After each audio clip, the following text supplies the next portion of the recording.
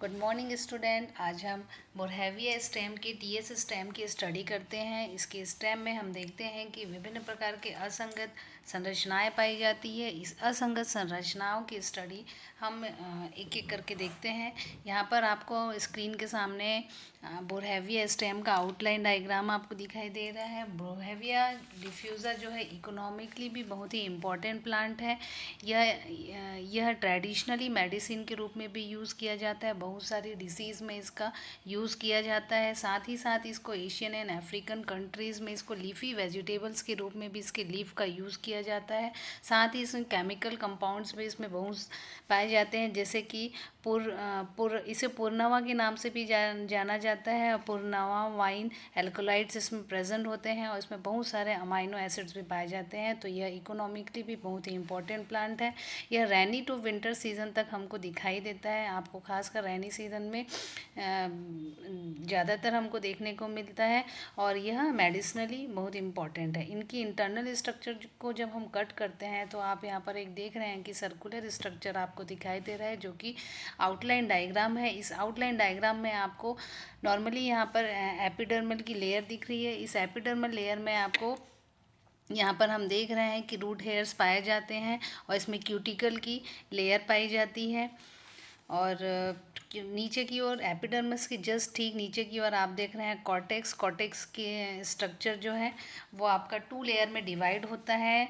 आगे जब हम सेलुलर स्ट्रक्चर देखेंगे तो उसमें देखेंगे कि कोरेनकाइमेटस जो आउटर स्ट्रक्चर है वो कोरेनकाइमेटस होता है, जिसमें इंटरसेलुलर स्पेस नहीं पाए जाते, जबकि इनर पेरेनकाइमेटस स्ट्रक्चर जो होता है उसमें इंटरसेलुलर स्पेस पाए जाते हैं। उसके बाद हम देखते हैं कॉर्टेक्स के अंदर बात पेरिसाइकिल एंडोडर्मिस जो स्ट्रक्चर है,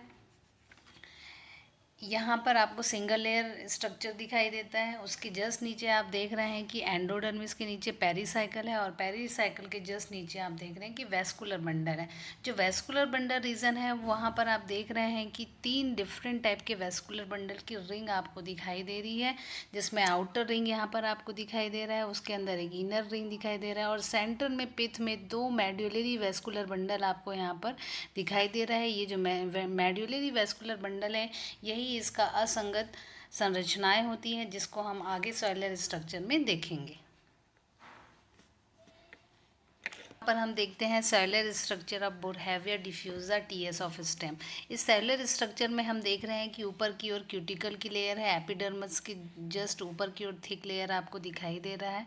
आप यहाँ पर अच्छे से देख पा रहे हैं कि जो कॉर्टेक्स रीजन है, इस कॉर्टेक्स रीजन में कोलेनकाइमेटस सेल्स और आपको कोलेनकाइमेटस सेल्स यहाँ पर आपको दिखाई दे रहा है।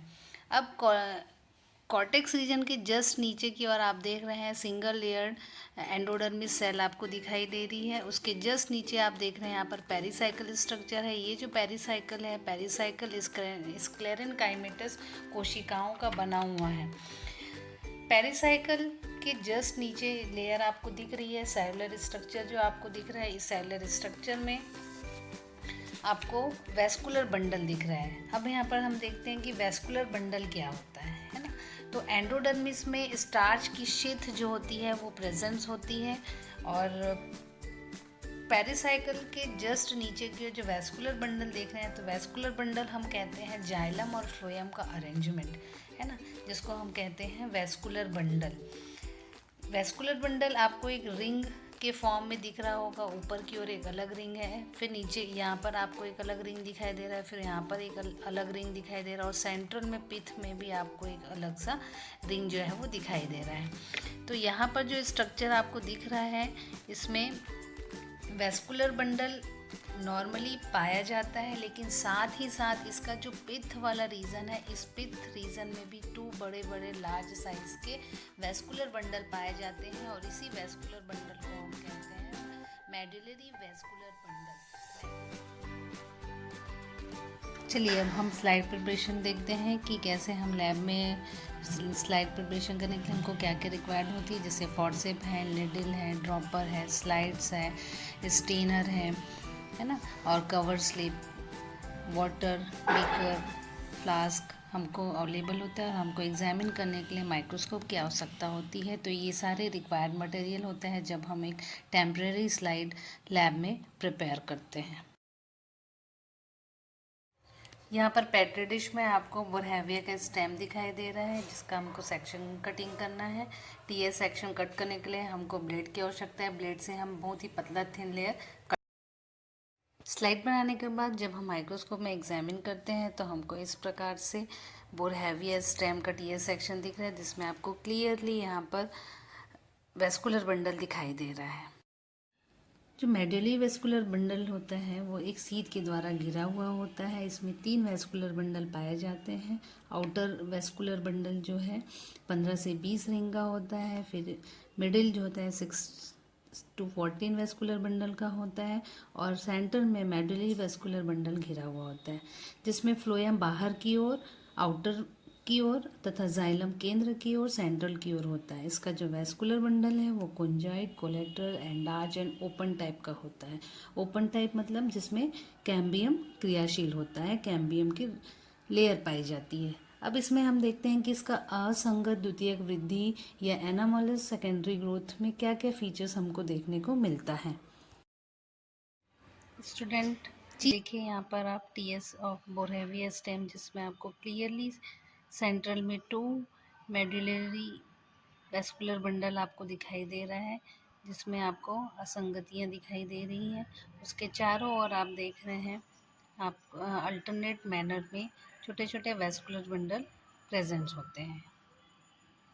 अब इम्पॉर्टेंट फीचर्स यह है इसका कि यहाँ पर अब सामान्य संरचनाएं की विशेषता जिसमें से पहला हम देखते हैं कि कैम्बियम की कई उत्तरोत्तर वलयों का पाया जाना, मतलब सक्सेसिव कैम्बियम रिंग इसमें पाई जाती है जिसमें हम देखते हैं कि फेसिकुलर कैम्बियम जाइलम और फ्लोएम के बीच होता है और इंटरफेसिकुलर कैम्बियम के साथ आपस में वेस्कुलर बंडल एक रिंग में अरेंज होते हैं सामान्य, जिसमें कि अंदर की ओर सेकेंडरी जाइलम और बाहर की ओर सेकेंडरी फ्लोएम पाया जाता है। अब इसके पश्चात क्या होता है कि कुछ समय के बाद कैम्बियम अपनी क्रियाशीलता धीरे धीरे खो देता है जिससे इनएक्टिव हो जाता है, जिससे एक्स्ट्रा फेसिकुलर कैम्बियम बनता है। ये जो एक्स्ट्रा फेसिकुलर कैम्बियम है ये पेरिसाइकल और सेकेंडरी पेरेन्काइमा के साथ न्यू कैम्बियम का फॉर्मेशन करता है।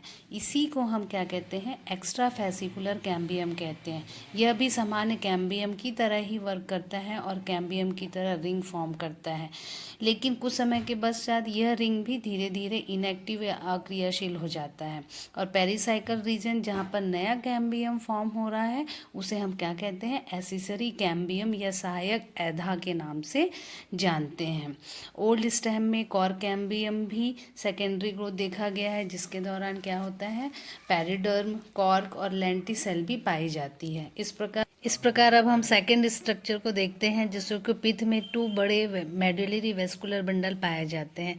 डाइकोटली प्लांट में के स्टेम में वेस्कुलर बंडल सामान्य पाए जाते हैं। इसके अतिरिक्त या एक्स्ट्रा वेस्कुलर बंडल जब पिथ में पाए जाते हैं तब हम इसको मेडुलरी वेस्कुलर बंडल कहते हैं। ये जो मेडुलरी वेस्कुलर बंडल है ये पिथ में बिखरे हुए पाए जाते हैं और इनकी संख्या 1 से अधिक हो सकती है, जैसे कि आप अभी बोरहैविया में देखें कि 2 वेस्कुलर बंडल प्रेजेंट है और कुछ एग्जाम्पल आपके सामने हैं जैसे कि एमेरेंथेसी से एमेरेंथस, एकैरेंथस, निक्टेजिनेसी से मिराबिलिस, बोरहैविया और बोगनवेलिया, चीनोपोडिएसी से चीनोपोडियम। इस प्रकार एनोमलस स्ट्रक्चर डाइकोटनी प्लांट में देखा जाता है।